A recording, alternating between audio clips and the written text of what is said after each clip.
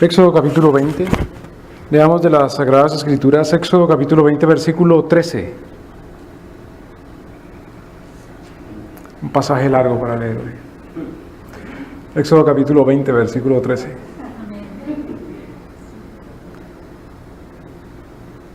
Así dice la palabra del Señor. Leamos juntos. No matarás. Leámoslo nuevamente. No matarás. Oremos, Señor. Padre nuestro, dador de vida, vida eterna, quien sopla tu aliento y el polvo vive y tiene espíritu. Enséñanos tu vida, Señor. Gracias por vencer sobre la muerte. Gracias por venir y darnos vida y vida en abundancia. Gracias por quitar el dominio al que tenía el dominio de la muerte por el pecado. Señor Dios, gracias por resucitarnos y porque esperamos aún la multiplicación de la vida, la glorificación de la vida eterna y la gloria a tu lado. Enséñanos, Señor, tu vida y perdona nuestros pecados que conducen a la muerte. Tú no eres Dios de muertos, sino de vivos. Vivifícanos, Dios nuestro. Haznos tuyos, tu pueblo. Gracias por cumplir tu pacto, tu promesa de hacernos para ti nación, linaje. Ayúdanos, Señor Dios Santísimo. Socórrenos. Guíanos y enséñanos. Todo te lo suplicamos, te lo pedimos con fe, con confianza, porque no pedimos, Señor, para la gloria de la carne, sino para tu gloria. Permítenos gloriarnos en ti, contigo, según tu voluntad, Señor, que es santa y buena y agradable y perfecta. Concédenos, Señor Dios, nuestra oración. Te lo rogamos, te lo suplicamos. En tu nombre, Jesucristo. Amén. Tomen asiento, por favor.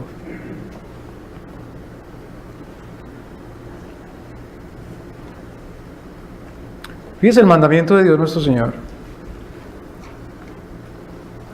El mandamiento de Dios nuestro Señor es la vida. Y la vida es el mandamiento de Dios. Mire esto tan importante. No solamente vivimos para hacer la voluntad de Dios, sino que hacer la voluntad de Dios es la vida. Es decir, la vida no está separado aparte de Dios y de su voluntad. Y entonces nos da vida para buscarlo a Él y hacer su voluntad. Sino que Dios y su voluntad es la vida.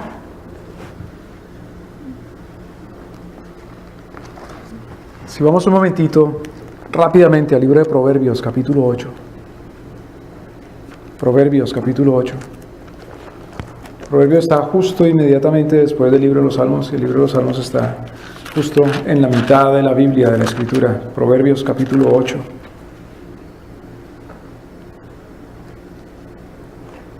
Versículo 32 al 36. Ahora pues, hijos, oídme. Acordémonos que el libro de Proverbios es el legado de un padre a su hijo o a sus hijos. Este es el padre que le habla a sus hijos y les dice: oídme, bienaventurados los que guardan mis caminos, atended el consejo y sed sabios y no lo menospreciéis. Bienaventurado el hombre que me oye, velando a mis puertas cada día, guardando a los umbrales de mis puertas. Dice: dichoso, bienaventurado. Bueno, ¿qué saco yo con eso? Porque el que me halla, el que me hallare, hallará la vida. Como el padre diciéndole a su hijo: hijo, ¿estás vivo? Déjame verte, verificar, ¿estás respirando? Sopla aquí, mírame aquí, abre la boca. Ah, sí, estás vivo. Pero el padre luego le dice a su hijo: si de verdad me hallaras. Bueno, El Padre está hablando en primera persona, tomando como la personificación de la sabiduría. Es lo que pasa desde el versículo 1, capítulo 8, versículo 1. No clama la sabiduría, dice la inteligencia. Es la sabiduría hablando, la inteligencia hablando. La sabiduría de Dios habla, la inteligencia de Dios habla. Es precisamente la palabra de Dios. Es decir, el que haya la palabra de Dios, y la palabra de Dios es Cristo, el Verbo. El que haya Cristo, el que haya la palabra de Dios, el que haya su santidad, su voluntad, hallará la vida y alcanzará el favor de Jehová. Pero más el que peca contra mí defrauda su alma. Todos los que me aborrecen aman ¿qué? La muerte. Entonces, no matarás. Guardarás la vida. El mandamiento de Dios es por la vida. Pero la vida es más que la existencia. Una cosa es que existimos. Pablo le dice a los atenienses, claro que existimos, pero existimos en Dios. Claro que nos movemos, pero nos movemos en Dios. Claro que somos, pero somos en Dios. Porque en Él existimos, nos movemos y somos, es decir, en Él vivimos. No es la mera existencia, sino que la vida es estar en Él. En Dios, hallarle a Él. No matarás implica hallar a Cristo, no desarraigarse, despojarse, destituirse de Cristo. Y claro, ¿cuál es el pago del pecado? La muerte. El pago de la muerte, por cuantos todos pecaron y están destituidos, es decir, apartados, rechazados ¿de qué? De la gloria, es decir, de la vida. La paga del pecado de la muerte, ser destituido de la gloria de Dios. Si despejamos las variables de la ecuación, ser destituido de la gloria de Dios es la misma variable de ser apartados de la vida, es la muerte. El que lo haya, hallará la vida y alcanzará el favor de Jehová, pero el que peca contra él defrauda su alma. Defrauda, le roba su alma, que le quita al alma. En la Escritura, en el Antiguo Testamento, la palabra alma es sinónimo de vida. Todos los que me aborrecen aman la muerte. Entonces, volviendo al mandamiento, no matarás. Es un mandamiento que está expresado en términos negativos, no matarás. Y es cortito, es muy parecido al versículo 15. Son los dos mandamientos más cortitos en el Decálogo. En el versículo 15, Éxodo capítulo 20, versículo 15, no hurtarás. Simple. Pero no matarás, en términos negativos equivale en términos positivos, entonces ¿a qué? Vivirás. Respeta la vida, da vida. ¿En qué se diferencia la vida de la simple existencia? ¿Las piedras son vivas? No. Si vamos al libro de Génesis, ¿cuándo comienza la vida? O la creación de la vida. Génesis capítulo 1. ¿Qué es la vida? ¿Cuándo comienza la vida? Génesis capítulo 1, versículo 11. Se está refiriendo al tercer día. Génesis capítulo 1, versículo 11. Dijo Dios, produzca la tierra hierba verde, hierba que dé semilla, árbol de fruto que dé fruto, según su género, que su semilla esté en él sobre la tierra. Y produjo la tierra hierba verde, hierba que da semilla según su género, y árbol que da fruta cuya semilla esté en él según su... ¿Por qué según su género? 3 veces. Porque es para que produzca. En el día o los días anteriores que había creado el Señor, los cielos y la tierra, la luz. Pregunta, ¿la luz genera luz? ¿La roca genera roca? ¿El agua genera agua? ¿El aire genera aire? ¡No! ¿Una estrella genera otra estrella? No. La vida genera vida, según su propio género, según su propia especie. Por ejemplo, más adelante, en el versículo 20, y dijo Dios, produzcan las aguas, criaturas que se mueven y tienen vida, y aves que vuelen sobre la tierra en el firmamento abierto de los cielos, y creó Dios las grandes criaturas y toda criatura que se mueve, que las aguas produjeron según su, otra vez, género, y toda ave alada otra vez según su género. Vio Dios que era bueno, y dijo Dios, y las bendijo, diciendo: fructificad, multiplicaos, llenadlas, aguas en los mares, y las aves que se multipliquen en la tierra. Otra vez que se multiplique, porque está vivo. La característica de la vida es que se reproduce, que se regenera. Versículo 24. El día sexto, y dijo Dios: produzca la tierra seres, vida viviente según su género, así como las plantas, género, bestias y reptiles, animales de la tierra según su género. Y fue así. E hizo Dios animales de la tierra según su género 3 veces, y ganado según su género 4 veces, y todo animal que se arrastra sobre la tierra según su género 5 veces. Y vio Dios que era bueno según su género, es decir, son vivos, produzcan vida, no matarás, no te quedarás sin producir más vida. Y al final del sexto día dijo Dios: hagamos al hombre a nuestra imagen, conforme a nuestra semejanza. ¿Qué es lo particular de la vida del hombre frente a la demás vida? Que la vida del hombre es según la imagen y la semejanza de Dios. Y señoree sobre los peces del mar, sobre las aves de los cielos, sobre las bestias, sobre toda la tierra y sobre todo reptil que se arrastra sobre la tierra. Es decir, tú gobiernes sobre toda vida. Tú mismo eres vivo. Ahora tú gobiernas sobre la vida.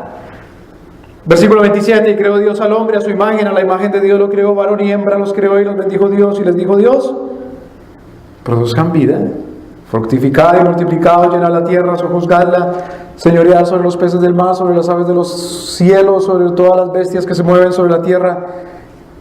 Y dijo Dios: he aquí que os he dado toda planta que da semilla, que está sobre la faz, sobre toda la tierra, y todo árbol en que hay fruto de árbol que da semilla os será para comer. Os he dado a toda bestia de la tierra, y a todas las aves de los cielos, y a todo lo que se mueve sobre la tierra, en que hay vida, y toda planta verde, a los animales les será para comer. ¿Qué es la vida entonces? Ya vimos por un lado, el que no haya Cristo, el que no está con Cristo, haya ¿qué? La muerte. La vida es Cristo. Él es la vida eterna, el que da vida a todo hombre. En Él estaba la vida, y la vida era la luz de los hombres. La vida es hallar, estar con Cristo. ¿Para qué? Para la continuación de la misma vida, de la existencia y la perpetuidad, según su género y especie, de la misma vida. ¿Para quién? Para Cristo, nuestro Señor. ¿Cuánto más entonces dentro de todo el género de vida que nuestro Señor creó entonces? La vida del hombre, que es el que especialmente es creado a imagen y semejanza de Dios nuestro Señor. No matarás, porque negar la vida es negar primero a Dios, a Cristo. En Él estaba la vida. La vida es un don, es un regalo de Dios nuestro Señor. No vivimos para servir a Cristo, sino que si vivimos es porque servimos a Cristo. De otra manera hay muerte. La evidencia de que se sirve a Cristo es que hay vida. Por eso le dice Cristo a la mujer: el que cree en mí, aunque esté muerto, vivirá. Y ahí la importancia de la vida. Entonces la importancia de la vida es Cristo mismo. Cuidado, no es la adoración de los seres vivos, sino el respeto por la vida, porque la vida viene de Cristo. No es la exaltación de la vida como el sumo bien por sobre todas las cosas, porque el sumo bien es Cristo el que garantiza la vida. Por el sumo bien, el mayor bien, lo más bueno de todo, que es Cristo, podemos vivir. Pero entonces negar la vida es negar a aquel que la da, negar a Cristo nuestro Señor. Porque otra vez la vida es un don de la gracia de Dios nuestro Señor. Si vamos un momentito al Salmo 104.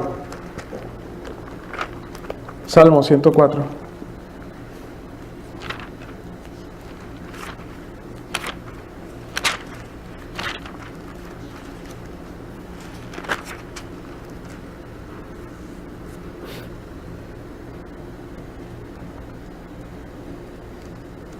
Es el salmo sobre la providencia de Dios y el ciclo de la vida.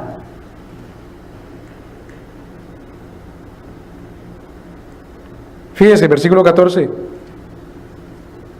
El que hace producir, Salmo 104, versículo 14. El que hace producir el pasto, la hierba para las bestias y la hierba para el servicio del hombre, para que saque el pan de la tierra, versículo 15, y el vino que alegra el corazón del hombre, el aceite que hace lucir su rostro, y el pan que sustenta el corazón del hombre, la dieta básica mediterránea de Israel, el pan, el vino y el aceite. Versículo 16, se llena la savia de los árboles de Jehová. Versículo 17, anidan allí las aves, en las hayas hace su casa la cigüeña. Versículo 18, los montes altos para las cabras. Versículo 21, los leoncillos rugen tras la presa y buscan a Dios, de Dios su comida. Versículo 23, sale el hombre a su labor y a su labranza hasta la tarde, el ciclo de la vida. Versículo 24, cuán numerosas son tus obras, oh Jehová, hiciste todas ellas con sabiduría, y la tierra está llena de tus beneficios. Versículo 27, todos ellos, hierba, árboles, animales y hombres, todos ellos esperan en ti para que tú les des su comida a su tiempo. Les das, recogen, abres tu mano, se sacian de bien. Pero mire esto ahora, versículo 29 y 30. Luego, escondes tu rostro, se turban y les quitas el hálito, la vida, dejan de ser y vuelven al polvo. Luego, ¿qué sucede? Versículo 30. Envías otra vez tu hálito, tu espíritu son creados y renuevas la faz de la tierra. ¿Por qué? Porque el Señor desde el principio concibió, diseñó la creación para que haya vida según su género, según su especie. Tú les turbas, les quitas el hálito. Pero un momento, porque tú dices que Proverbios habíamos leído, capítulo 8, dice el que menosprecia, el que deja la sabiduría.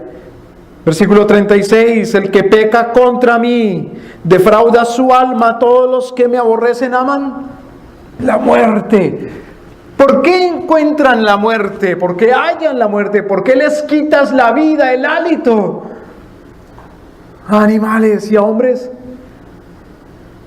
Porque hallaron el pecado. Pero cuando dice, como que nuestro Señor fiel, en el Salmo 104, versículo 30, luego envías tu espíritu, son creados, renuevas la faz de la tierra. Es la gracia de nuestro Señor que renueva nuevamente, valga la redundancia, renueva nuevamente, porque no solamente renueva una vez, sino continuamente la vida. Hermanos, cuando se renueva la vida, es evidencia de la redención de Dios. Que el pecado no tiene poder más allá de la voluntad soberana de Dios, y que el pecado, por muy poderoso que sea para traer la muerte, está bajo la mano de Dios, y el amor de Dios y su misericordia y su redención son más grandes al renovar la vida. No termina el ciclo de la vida en los individuos a los cuales el Señor los alimenta y perece esa generación para que no haya nunca más nada, sino que el Señor renueva. Envías tu espíritu, son creados, renuevas la faz de la tierra. Ahora mire, versículo 31. Acordémonos que cuando decía Pablo, la paga del pecado es la muerte, por cuanto todos pecaron y están ¿qué? Destituidos de la gloria. No es la gloria de Dios lo que se acaba. Lo que se acaba es por el pecado tener acceso a la gloria, es decir, tener acceso a la vida, porque la vida es Cristo. Yo soy el camino, la verdad y la vida. Ahora, el Salmo 104, versículo 31. No es la gloria de Dios la que se acaba por el pecado. No es la vida como tal la que se termina por el pecado. La gloria de Jehová será para siempre. Jehová se alegrará en sus obras.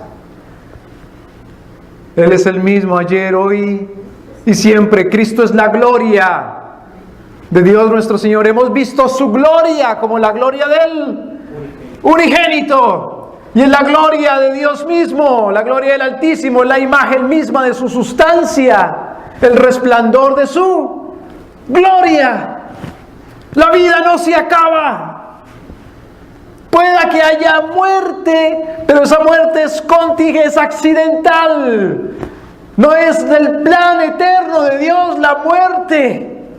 El cristiano es una persona que se ha rebelado contra la muerte, porque entiende que la gloria de Dios es eterna, que el Señor renueva nuevamente. Otra vez la redundancia, ¿cómo así que renueva nuevamente? Sí, se resiste Dios mismo una y otra vez ante la muerte y la derrota en victoria. La gloria de Jehová será para siempre. Jehová se alegrará en sus obras, el cual mira a la tierra y ella tiembla. La tierra tiembla con temor y respeto y honor ante Jehová, pero no porque Jehová elimine la tierra total y permanentemente y la vida sobre ella, borrando y arrasando para que no haya más, sino que Jehová la renueva como con Noé y los 8 que sobrevivieron para vida, juntamente con la especie, cada uno según su género de los animales, para renovar la vida. El arca es la cruz, el madero es Cristo nuestro Señor, el que renueva la vida. En Cristo, el que cree en Él, aunque esté muerto, vivirá, porque es lo que le agrada a Dios nuestro Señor. Versículo 33, a Jehová cantaré en mí. Pero ¿cómo vas a cantar, David, si te moriste? No, sí, le cantaré, porque el que en Él cree, aunque esté muerto, aunque ande, dice luego ese mismo David, en valle de sombra de muerte, con todo Jehová me recogerá.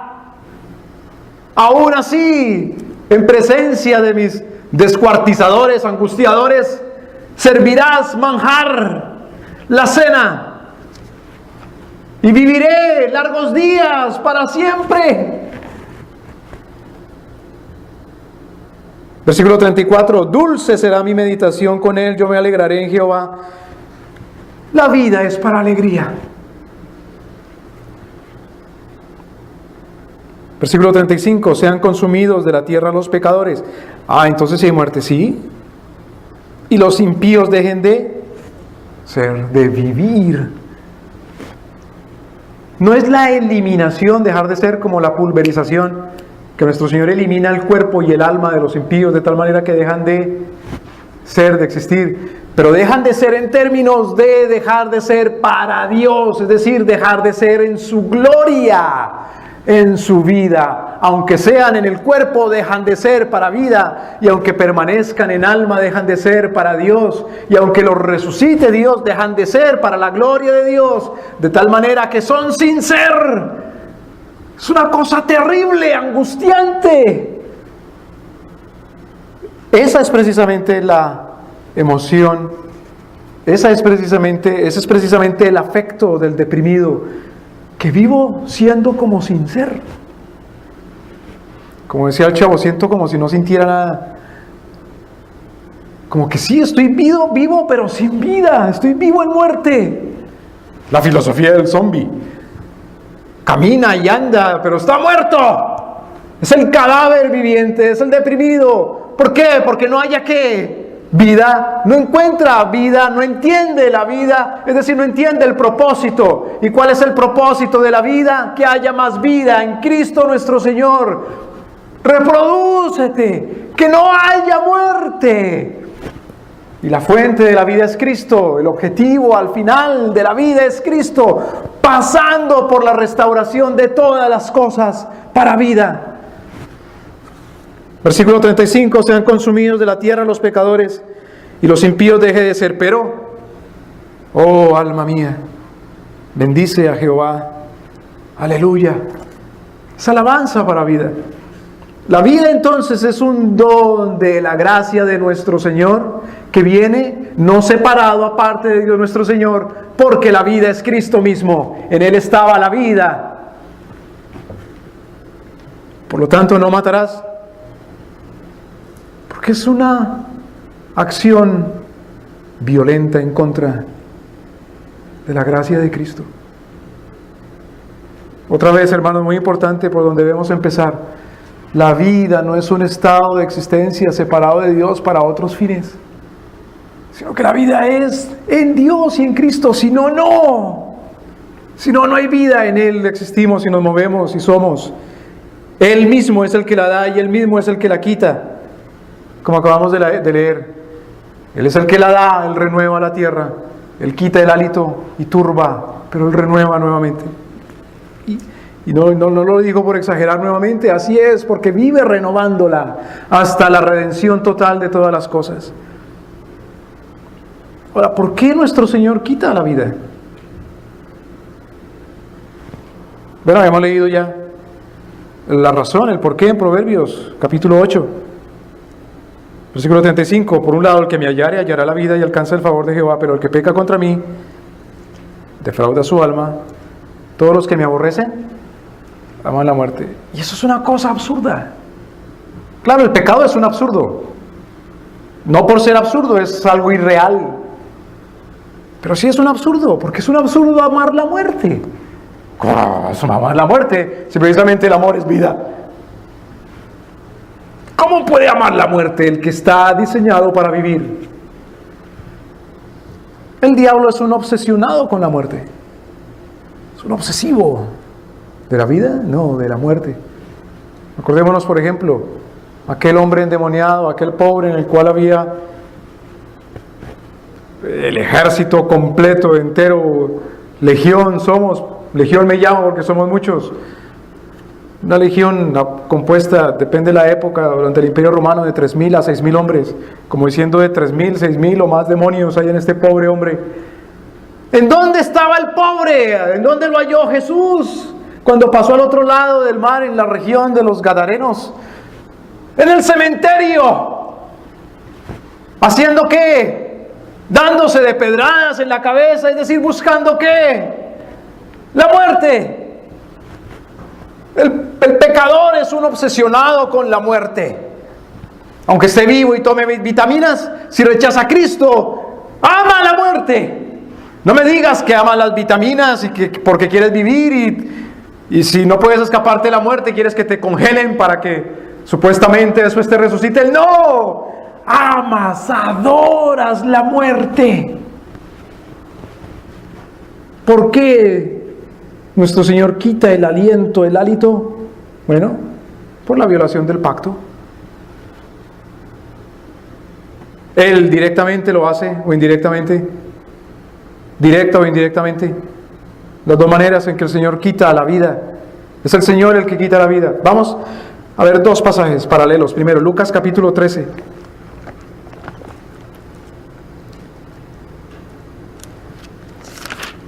Lucas capítulo 13.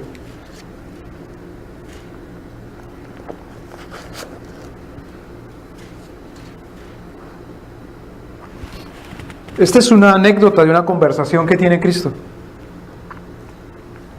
Jesucristo ciertamente era un ser humano. Hay muchos seres humanos, muchos, que tienen por costumbre lo primero que hacen en la mañana es actualizarse de las noticias, qué está pasando.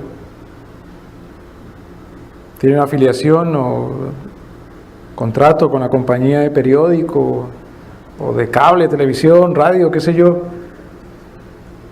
Eso es una actitud muy del hombre. Jesucristo como hombre, en una ocasión vienen unos a contarle acerca de los acontecimientos.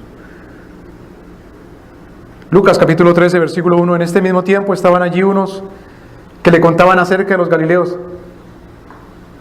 Vinieron las noticias a Cristo. El acontecimiento que había sucedido a unos Galileos, claro. Principalmente nuestro Señor se movía ¿en cuál región? No en la región de Judea, sino principalmente en la región de Galilea, en donde Él había crecido. Vinieron y le contaron acerca de unos Galileos cuya sangre Pilato había mezclado con sus sacrificios. Claro, según la anécdota, a estos Galileos Pilato los mató en el momento en que ellos estaban ofreciendo unos sacrificios. ¡Qué cosa tan terrible! ¡Qué sacrilegio! ¿Cómo puede permitir Dios una cosa así? Dinos tú, Señor, ¿por qué la muerte cuando hay unos que te están adorando? ¿Por qué la muerte? ¿Qué le respondió Jesús? ¿Qué pensáis? ¿Que estos Galileos, porque padecieron tales cosas, eran más pecadores que todos los Galileos?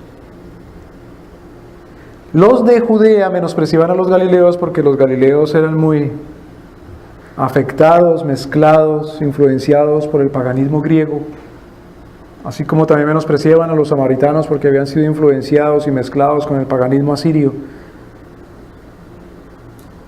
¿Qué sería? Los que le contaban dirían: Señor, al fin y al cabo eran Galileos, con razón los mataron. Y seguro entre estos Galileos tan malos, estos que mataron eran los más malos de todo. ¿Qué dice el Señor Jesús? ¿Qué pensáis? ¿Qué creéis? ¿Que eran más pecadores que el resto de los Galileos? Os digo no. Antes, si no os arrepentís, todos pereceréis igualmente. Ahora, ustedes que vienen a contarme aquí las noticias, les voy a contar otra noticia, o vamos a recordar una noticia que sucedió no hace mucho. O aquellos 18 sobre los cuales cayó la torre de Siloé. Ah, no, pero es que es otra cosa. Porque a unos los asesinaron unos asesinos. Pilato, los romanos, las fuerzas de ocupación, por muy autoridad que fueran, asesinos. Estos es distinto, Señor. Esto fue algo de fuerza mayor. Se cayó una torre, algo que nadie previó. Un accidente. Dice el Señor: ¿qué pensáis? Aquellos 18 sobre los cuales cayó la torre en Siloé y los mató. ¿Qué pensáis? ¿Que ellos eran más pecadores que todos los hombres que habitan en Jerusalén? Ah, bueno, de los de Galilea se entiende que hayan matado, porque tan irreligiosos y malos y no van a la iglesia los de Galilea, ¿no? Aunque estos eran los que habían estado en el día del sacrificio. Pero que haya muerto gente en Jerusalén, eso tuvo que haber sido un accidente. Dios ahí no intervino para nada. Dios no interviene. Nuestro Señor no es el que quita el hálito, mucho menos a los de Jerusalén. ¿Qué pensáis? ¿Que ellos eran más pecadores que todos los hombres que habitan en Jerusalén? Os digo no. Antes, si no os arrepentís, todos pereceréis igualmente. ¿Qué sucedió? 40 años después de las palabras de este Galileo, que durante la eternidad ha sido Dios, que eficazmente, así como Él lo dijo, ahora ya no Pilato, sino 40 años después, Vespasiano y luego Tito, masacró no a unos cuantos Galileos, sino una población de más de 1 millón de habitantes. Y los que no caían bajo la espada, crucificados, o caían de hambre, caían aplastados por el derrumbe de los edificios que los romanos derribaban. Claro, en el versículo 6, para ilustrar eso les cuento una parábola. Dijo también esta parábola: un hombre tenía una higuera plantada en su viña y vino a buscar fruto en ella y no lo halló, y dijo al viñador: he aquí estos 3 años he venido a buscar fruto en esta higuera y no la halló. ¡Qué curioso! ¿Cuánto tiempo fue el ministerio público de Cristo? 3 años para hallar luego ¿qué? Fruto, y no lo halló. ¿Qué dijo entonces? ¡Córtalo! ¿Para qué ocupa aún la tierra? El que peca, el que no me halla, el que peca contra mí, el que rechaza a Cristo, ¿qué es lo que ama? La muerte. Toda una generación de toda una nación, amantes de la muerte. Porque no amar a Cristo es amar la muerte.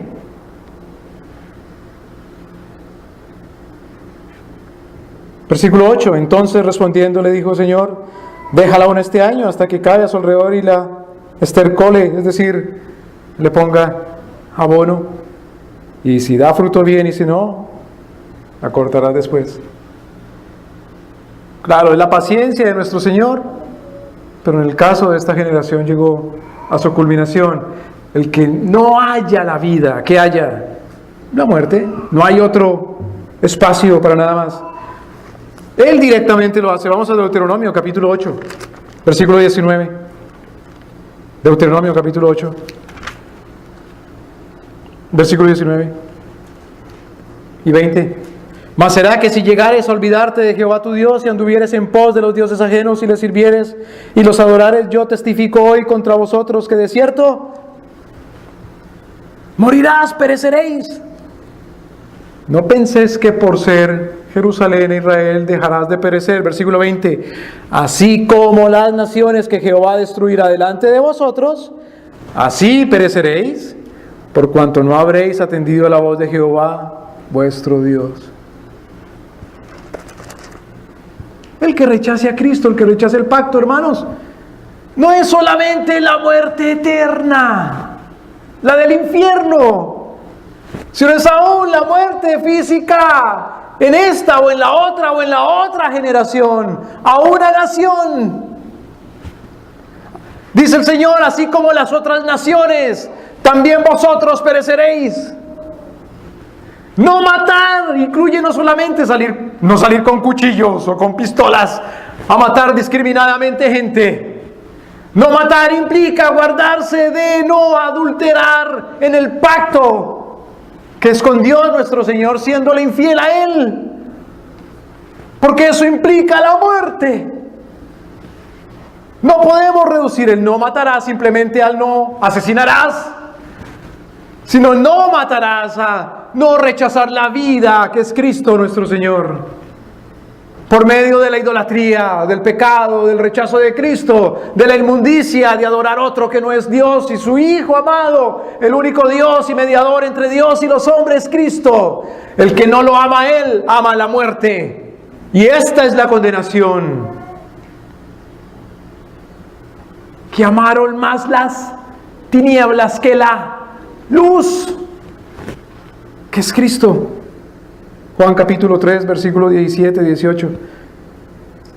Él directamente lo hace. Ahora, nuestro Señor también quita la vida de manera indirecta, de manera judicial, de manera que su pueblo fiel y temeroso de Dios diga: hay que quitar la vida para guardar la vida. Es Dios nuestro Señor el que para guardar la vida nos dice: quita la vida.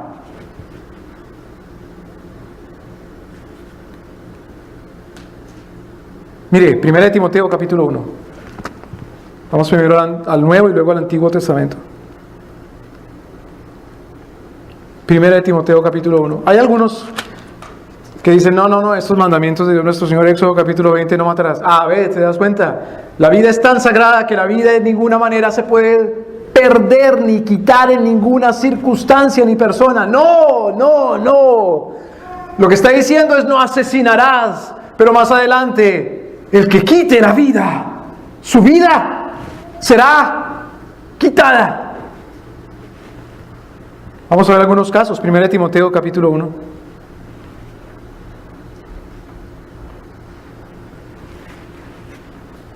Primera de Timoteo capítulo 1.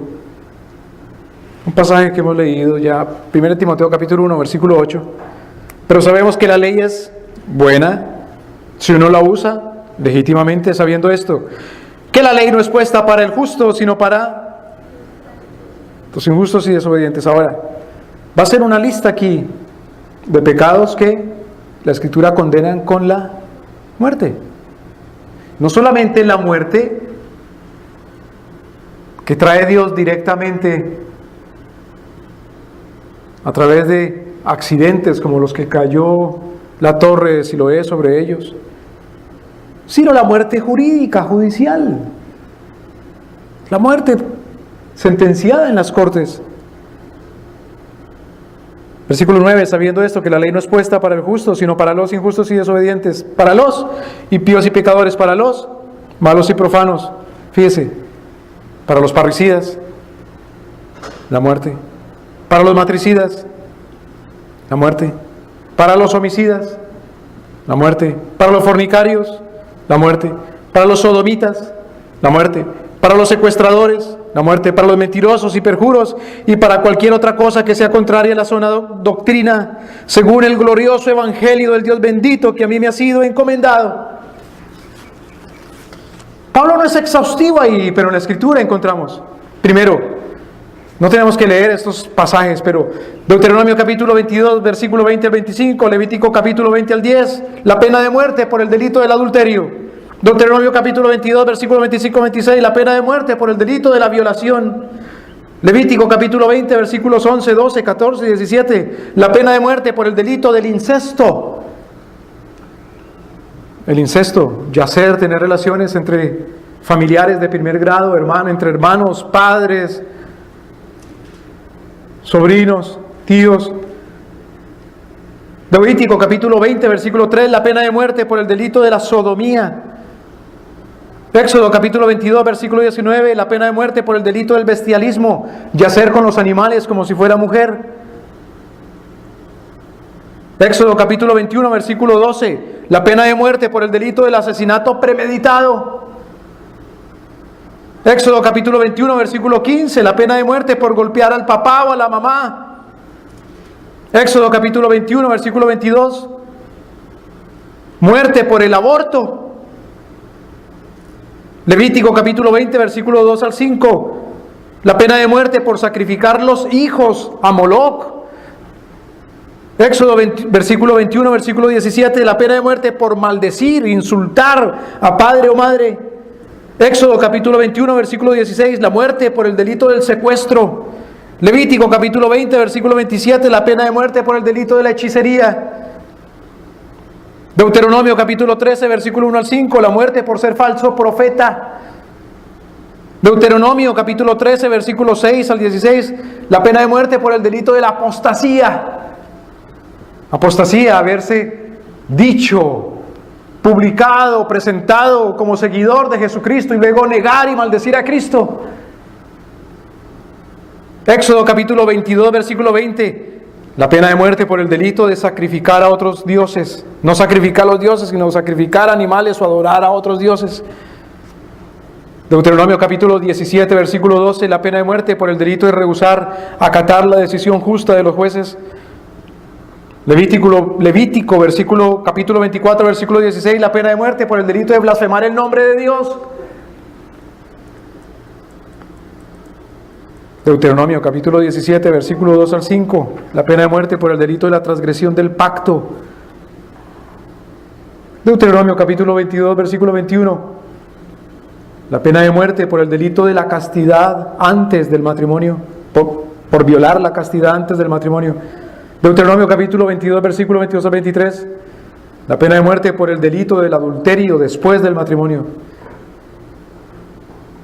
Éxodo capítulo 22, versículo 18, la pena de muerte por el delito de la hechicería o brujería.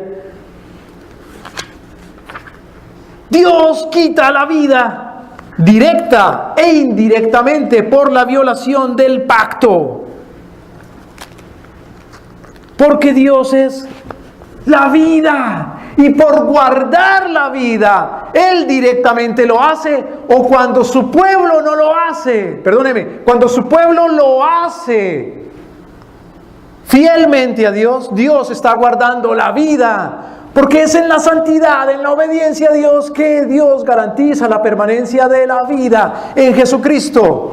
¿Me doy a entender? Por lo tanto, se quita, se desarraiga el peligro de la infección de la muerte cuando se sentencia a muerte por los delitos que Dios dice nuestro Señor, para que no venga y caiga la muerte, entonces, ahora sí, directa de Dios sobre nosotros.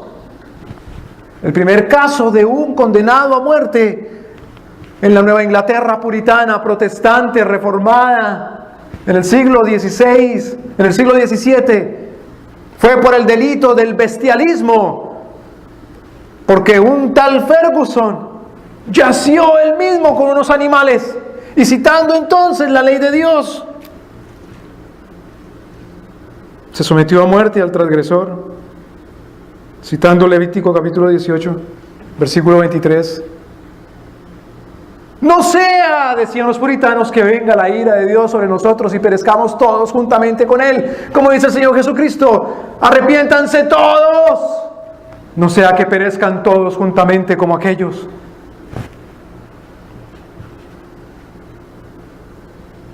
Es la muerte judicial. Por eso, si vamos a Romanos capítulo 12 y 13,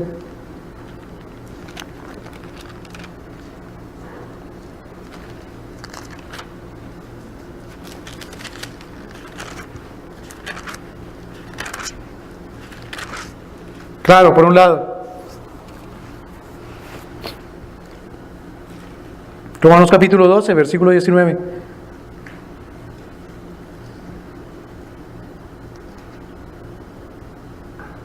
Amados, no os venguéis vosotros mismos. Antes dad lugar a la ira. ¿A la ira de quién? De Dios. Porque está escrito: mía es la venganza, yo pagaré, dice el Señor. Está citando la ley otra vez en el libro de Deuteronomio. Dice, pero espérate un momento. El Señor dice, no te vengues. ¿Cómo vas a decir ahora que es todavía permanente la pena de muerte?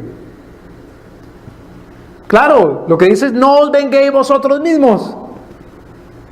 Llevar a cabo la pena de muerte tiene que pasar por un debido proceso. No es un acto de venganza tuya. Llevar a cabo la pena de muerte tiene que seguir el debido proceso de ir a las cortes y de investigar el caso, y si ciertamente se halla culpable al acusado, entonces sí. Fíjese, después de Deuteronomio, perdóneme, Romanos capítulo 13, más adelantito, versículo 1. Toda alma sométase a las potestades superiores, porque no hay potestad sino de Dios, y las potestades que hay de Dios son ordenadas. Así que el que se opone a la potestad se opone a la ordenanza de Dios, y los que se reciben recibirán para sí. ¿Cuál es la condenación? Porque los magistrados no están para atemorizar las buenas obras, sino las malas. ¿Quieres pues no temer la potestad? Haz lo bueno y tendrás de ella alabanza, porque es ministro de Dios para tu bien. Si haces lo malo, teme, pues no en vano lleva la espada. La espada es para aplicar ¿qué pena?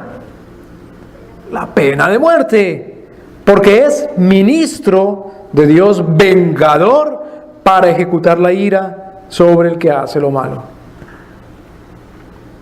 No matar incluye entonces guardarse, cuidarse a la comunidad, a la nación, a la iglesia, a la familia, a todos, de caer en la muerte, aún caer en peligro de muerte, porque se consiente al que merece la muerte.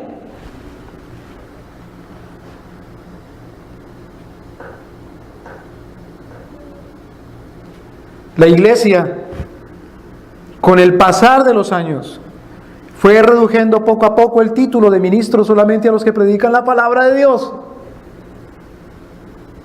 Dice, ¿quiénes son los ministros? Pues los que predican. Y luego, después de la Revolución Francesa, comenzó a llamársele ministro también. Pues al ministro de Obras Públicas, al ministro de Energía, al ministro de Educación. Pero mire, versículo 4. Pablo usa 2 veces la palabra ministro. Y en el original de griego usa 2 palabras para esa misma palabra que en español se traduce ministro o servidor. Primero, versículo 4, porque el que lleva la espada es un ministro de Dios. La palabra que usa el apóstol Pablo es diácono. Diácono quiere decir ayudador. Y la palabra diácono es la misma que se usa en Hechos de los Apóstoles capítulo 6 para decir, elíjase a unos servidores de Dios nuestro Señor, y que tengan estas características, que sean temerosos de Dios, que no sean amantes del cohecho ni del dinero, que sepan juzgar bien, que sean llenos del Espíritu Santo. Continúa diciendo Pablo, es ministro de Dios para tu bien, para que a ti no te maten, para que no caiga la ira de Dios sobre nosotros. Este ministro tiene que cuidar y vigilar que aquella cosa que merece la muerte sea condenada.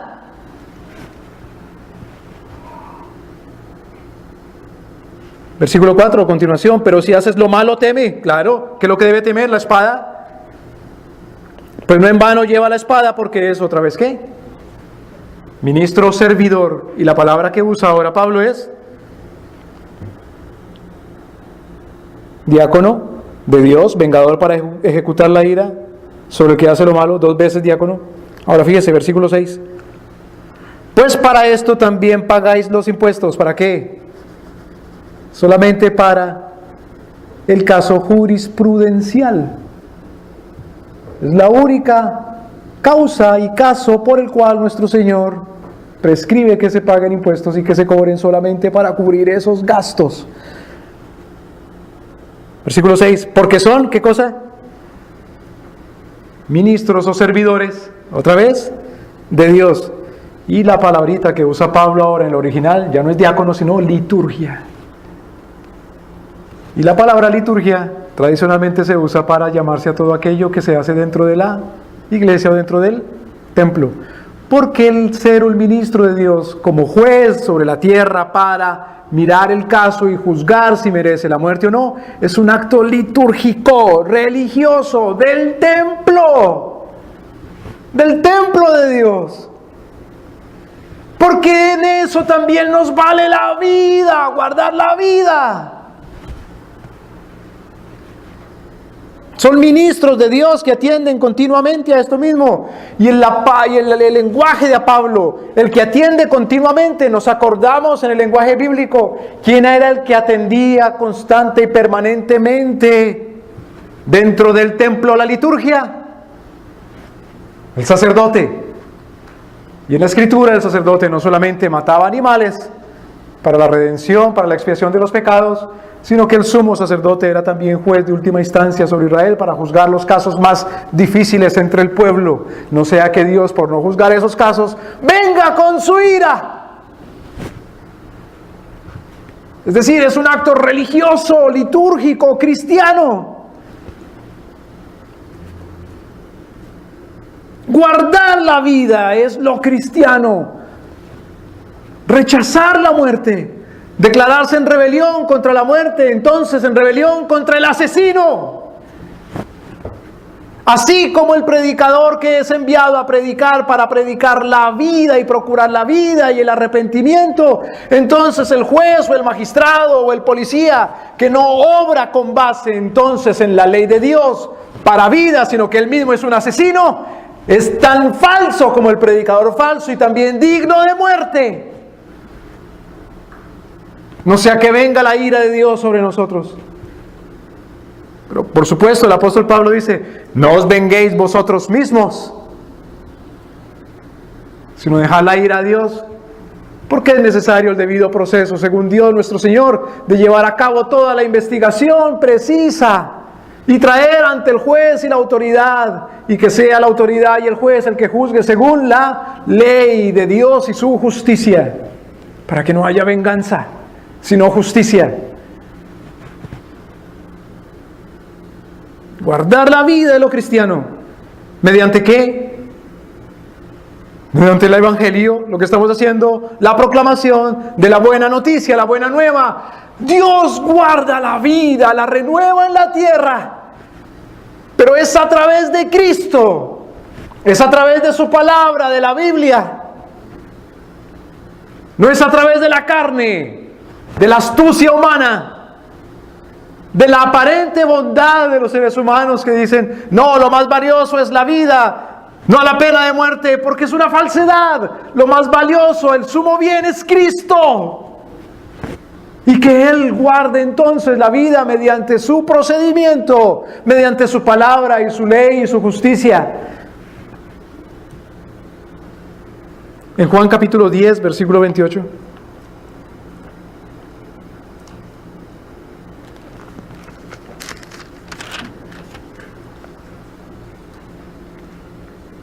¿Qué dice Cristo? Yo les doy vida eterna y no perecerán jamás, ni nadie las arrebatará de mi mano, es decir, nadie me las matará. Fíjense que cuando David va ante Goliat, o está a punto de ir ante Goliat,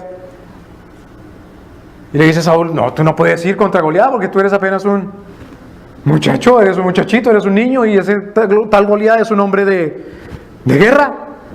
¿Qué le dice David? Yo soy pastor de las ovejas de mí, y cuando viene un león o un oso, yo voy detrás de él y lo persigo y le doy de palazos hasta que le quito la oveja de su boca. Nadie me las quita de mi mano. Cristo hace alusión de la figura del pastor, Juan capítulo 10, versículo 28, yo les doy vida eterna y no perecerán jamás, ni nadie las arrebatará de mi mano. Mi Padre que me las dio es mayor que todos para garantizar, guardar la ¿qué? La vida eterna. Según Juan, Cristo es la vida eterna. Mi Padre me las dio, es mayor que todos, y nadie me las puede arrebatar de la mano de mi Padre. ¿A fin que Cristo de la mano tuya o de la de tu Padre? Porque el versículo 28 dice, nadie la arrebatará de mi mano. Y el versículo 29 dice, nadie la arrebata de la mano de mi Padre. Él es el que garantiza la vida. Es Cristo nuestro Señor. El cristiano se revela ante la muerte mediante el Evangelio primero. Primero la vida eterna es Cristo, pero trae entonces a Cristo a todo orden para procurar la vida en todo. Comienza en lo más básico. Mire, Proverbios capítulo 23. Proverbios capítulo 23. ¿Qué es el libro de Proverbios? Otra vez, es un legado, una herencia de un padre a sus hijos.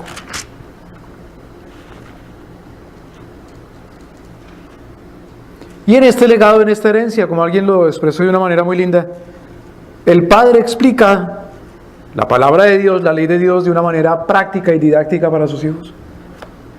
Es un comentario de la ley, el libro de Proverbios. Proverbios capítulo 23, versículos 13 y 14.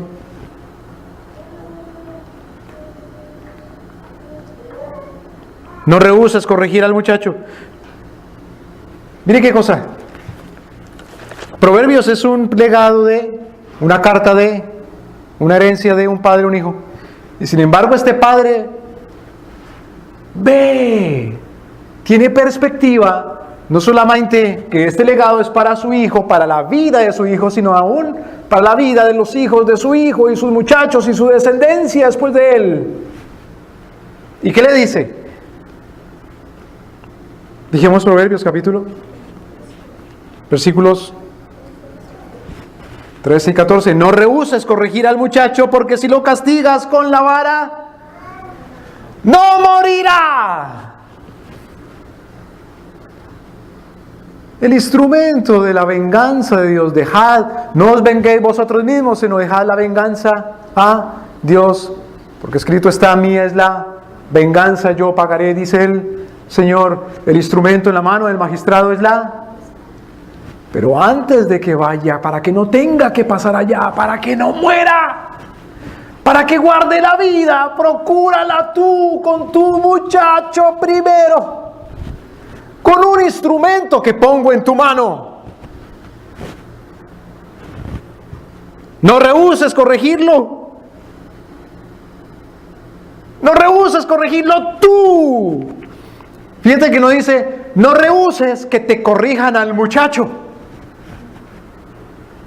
Tampoco dice, entrega al muchacho para que te lo corrijan.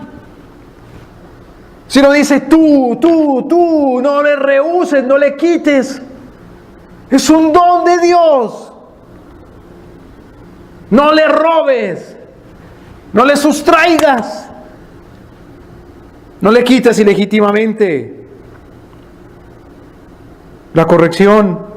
Porque en eso se le va la vida, le vale la vida para que no muera. ¿Cuál es el mandamiento? El sexto mandamiento, ¿no qué? No matarás. El padre, la madre que rehúsa la corrección del muchacho está violando el sexto mandamiento con su propio hijo. Lo está conduciendo, acelerando a la muerte. Es para que no muera. Versículo 14. Tú lo castigarás, no con la espada. No con el garrote. Tú lo castigarás con la vara. Y entonces librarás ¿qué? Su alma del infierno, del Seol, del infierno. Porque en la Escritura aquellos que eran condenados a muerte eran aquellos que definitivamente decían son unos condenados. Por eso le dice Pablo cuando estaba bajo juicio ante el procurador romano: si yo merezco la muerte, no niego y no me rehúso a ser condenado a la muerte. Pregunta: ¿merecía Pablo la muerte? Totalmente. No estamos hablando de la muerte eterna, sino estamos hablando de la muerte jurídica. ¿Por qué? Porque Pablo mismo era un blasfemo, asesino y secuestrador. No todo impío merece la muerte jurisdiccional o judicial. Todo impío merece la muerte eterna, pero no la muerte judicial. Cuidado. Pablo dice de él: si yo merezco la muerte, no la rehúso. ¿Por qué? Porque sabía que la merecía. En un orden cristiano se lo hubieran dado. En un orden pagano no. Porque ¿qué importa que hubiese sido blasfemo y perseguidor de Cristo mismo si era muy obediente y fiel a Dios del infierno?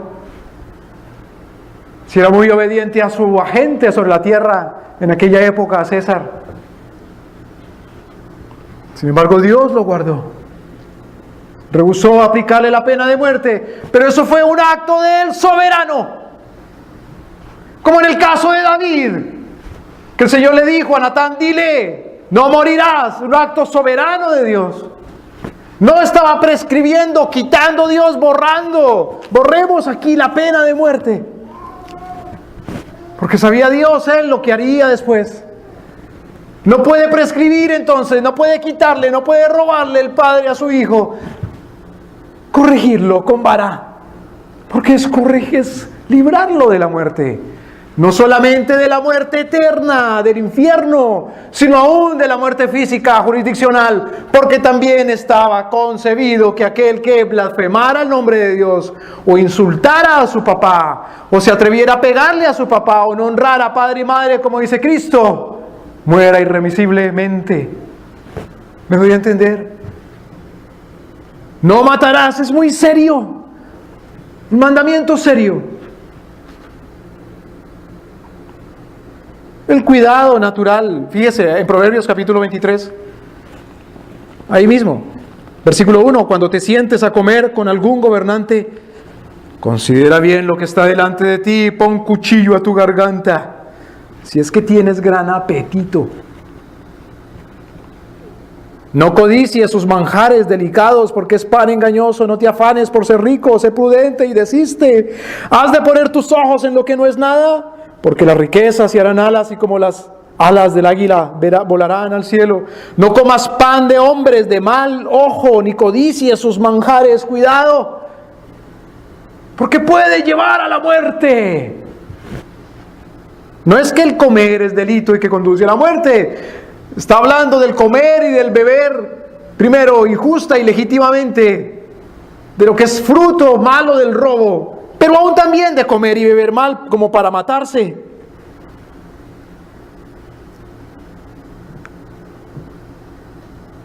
Fíjese, versículo 29.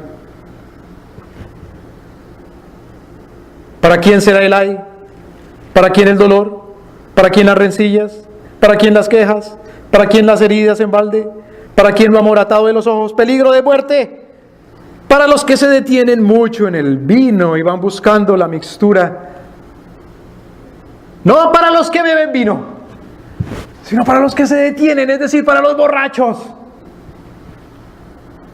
Cuidado con el exceso.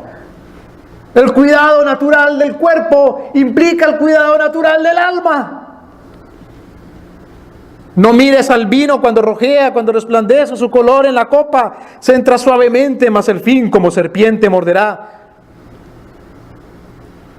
Está hablando de la muerte. Como áspid dará dolor. Tus ojos mirarán a la mujer extraña y tu corazón hablará perversidades. Conduce a otras conductas que son para muerte. Fíjense, por ejemplo, el versículo 21, devolvámonos un poquito. Bueno, desde el 20. No estés con los bebedores de vino ni con los comilones de carne. El exceso, ya sea por el comer o por el beber. El exceso en el estilo de vida conduce a la muerte y es una falta grave contra el alma misma. Como le decía Pablo también a la iglesia, cuidado con las orgías y las borracheras y los excesos, los comelones. Hermanos, la iglesia es muy hedonista. Hedonista quiere decir, ama el placer del vientre de manera ilegítima. No es que el placer del vientre sea malo, pero ama más el placer del vientre que a Dios mismo, que a Cristo mismo, al guardarse para, no Cristo, sino para los excesos. Hasta en esas cosas la iglesia tiene que identificarse de los excesivos romanos y paganos que comían hasta vomitar y vomitaban y se procuraban vomitar para poder tener el estómago y vacío y comer más y beber más. Al fin y al cabo, para eso estaban los esclavos, para que barren, para que limpien.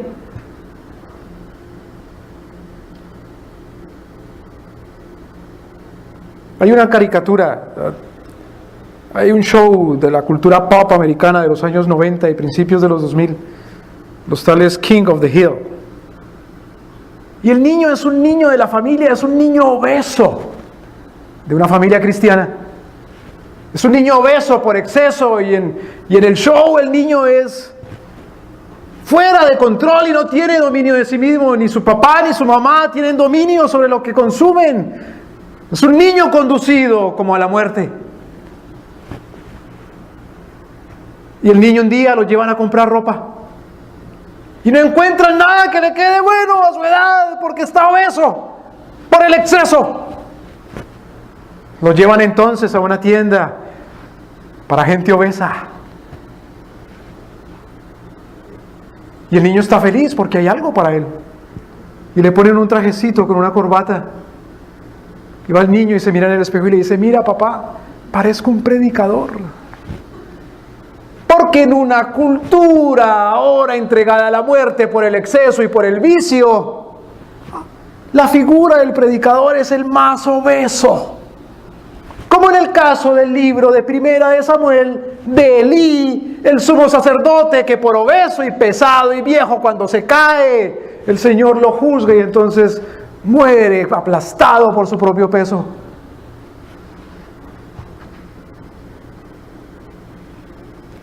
La virtud cristiana no está en no tocar, no mirar, no oler, no comer, sino en la moderación, con acción de gracias. Eso es también: no matarás. Más aún cuando se trata de los hijos. Amén. Es el cuidado natural de las cosas y de la vida. Eso es misericordia. El no matar incluye ser misericordioso con el que su vida está en peligro. Como decía Santiago, ¿de qué le sirve si entra alguien entre vosotros y dice: tengo hambre y estoy desnudo, y lo enviáis hambriento y desnudo y le decís: Dios te bendiga? No sois culpables. Es un atentado contra el sexto mandamiento.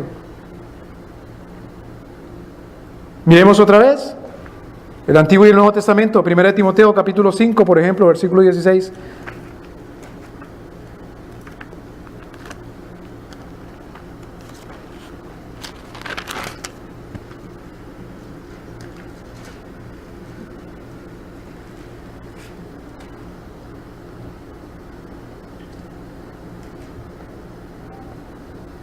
Si alguno o alguna de las creyentes tiene viudas, ¿haga qué?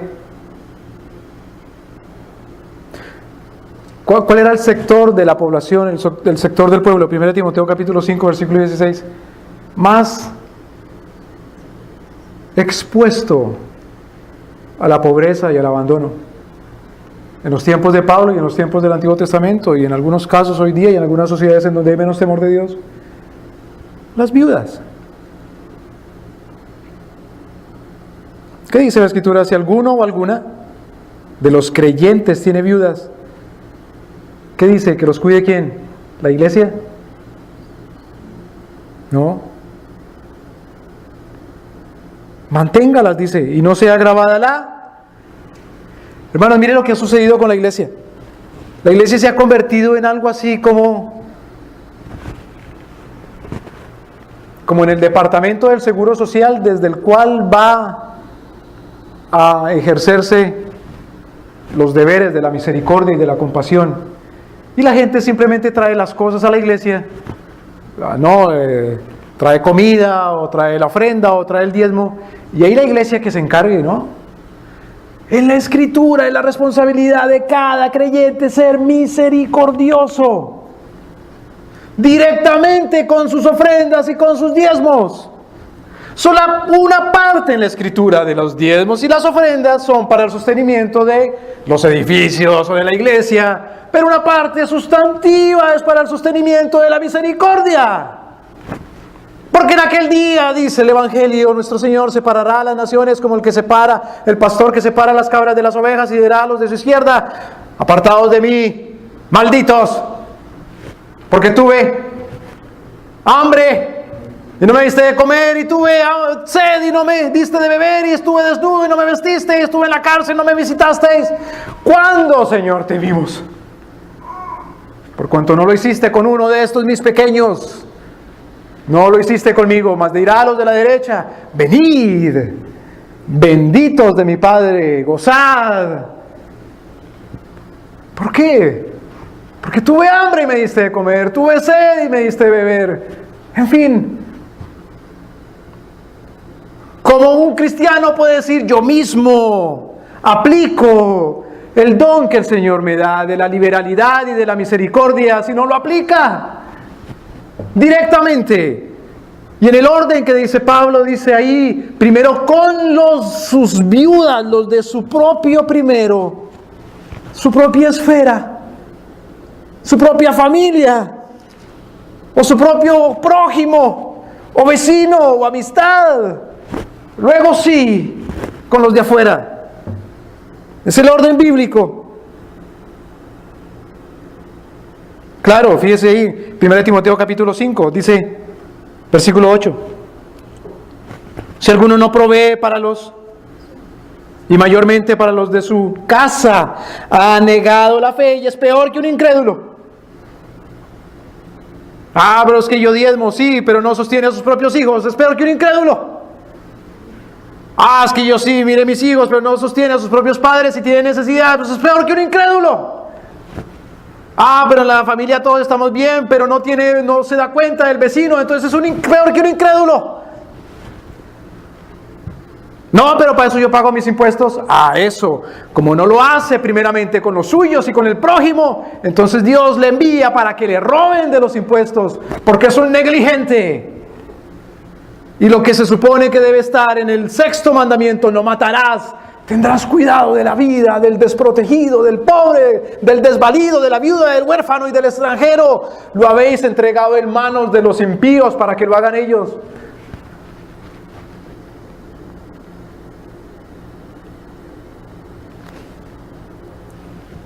Claro, eso no es invención de Pablo, es eterno. Si vamos a Éxodo capítulo 22.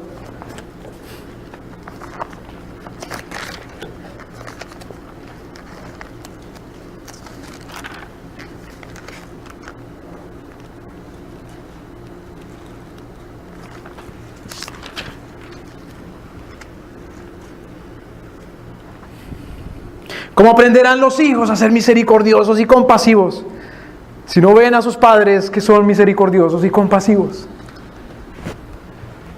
Y de eso depende también que el Señor guarde la vida.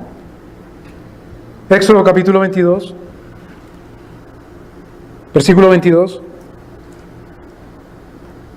A ninguna viuda ni huérfano afligiréis, que si tú llegas a afligirles y ellos clamaren a mí, ciertamente yo oiré su clamor y mi furor se encenderá y os mataré a espada. Es para guardar la vida. Y vuestras esposas quedarán viudas y huérfanos vuestros hijos. Claro, porque no tuviste misericordia con las viudas y los huérfanos. Tus propias mujeres serán viudas y vuestros propios hijos serán huérfanos. Es no matar a nadie de hambre por un lado, de manera por acción, pero tampoco por omisión.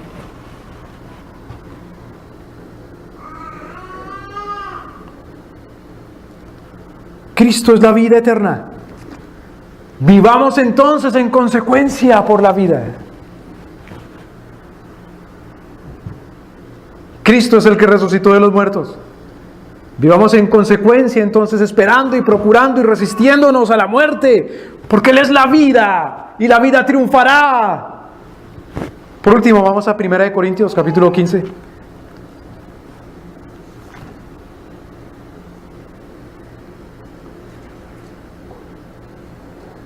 1 Corintios.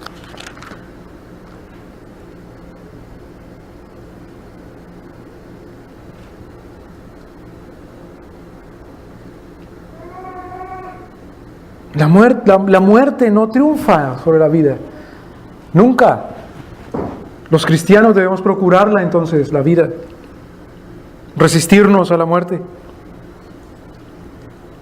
Condenar al asesino.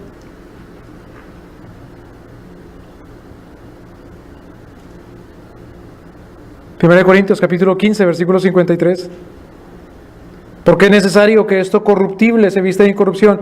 Cuando habla aquí de corrupción está hablando de la muerte o de lo que está afectado, corrompido por el pecado, de tal manera que ha sido condenado a la muerte. Pero es necesario que esto que ha sido condenado con el pecado se vista de incorrupción, se vista de vida. Esto mortal se vista de inmortalidad.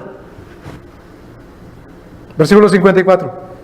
Y cuando esto corruptible se haya vestido de incorrupción y esto mortal se haya vestido de inmortalidad, entonces se cumplirá la palabra que está escrita: sorbida es la muerte en victoria. El diablo es el que anda obsesionado y convencido de que ganará la muerte. Y que por lo tanto todo está condenado a la muerte y nuestro Señor matará todo y no traerá vida, y que nosotros los cristianos entonces para eso, que nos importa el alma y el cuerpo y no procuramos la vida ni somos misericordiosos. Al fin y al cabo, ahí está la muerte.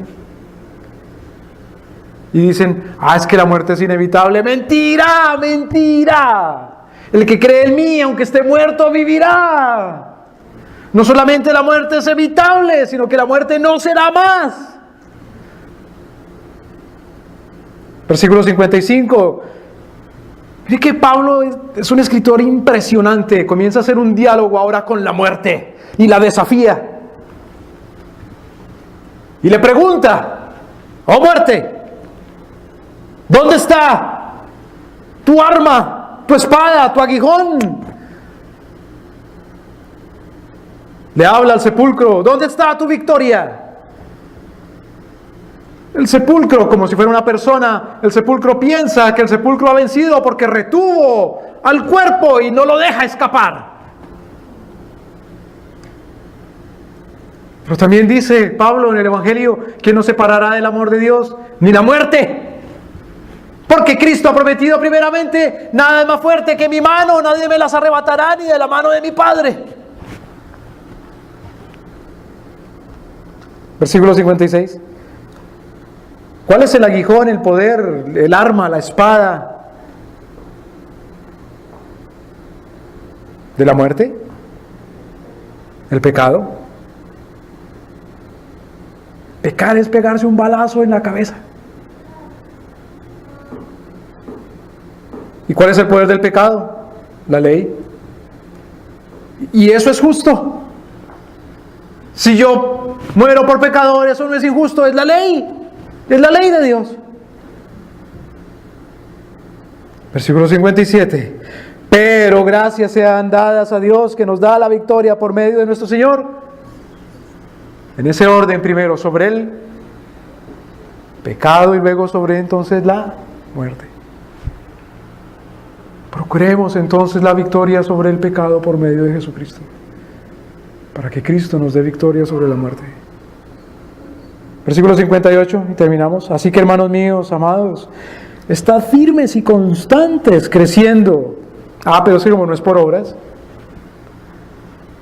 Creciendo en la obra del Señor.